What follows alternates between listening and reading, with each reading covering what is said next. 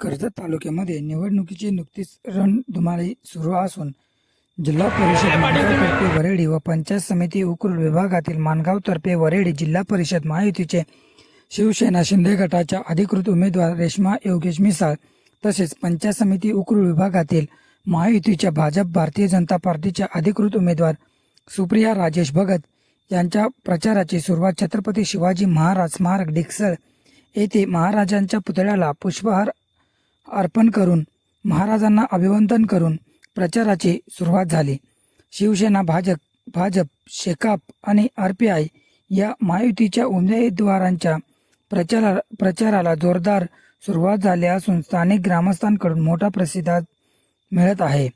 रेश्मा योगेश मिसाळ या माजी सभापती अमर मिसाळ यांच्या वहिनी असल्याने अमर मिसाळ यांच्या सभापती कार्याचे तसेच आपल्या विभागातील केलेल्या कामांमुळे मतदार आपल्या मतदानात रूपाने विजय करून देणार असे ग्रामस्थांकडून बोलण्यात येते।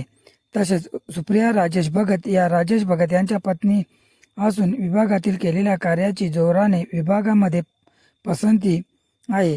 यामध्ये अनेक ठिकठिकाणी योग्य शिबिरे, महिला सक्षमीकरण आंदोलने, पक्ष संघटनेसाठी कार्य, आध्यात्मिक सहभाग व आपल्या विभागात केलेले अनेक विकास कामे या माध्यमातून महायुतीचे उमेदवार घरांघरांमध्ये पोहोचत असताना आपल्याला पाहायला मिळत आहे।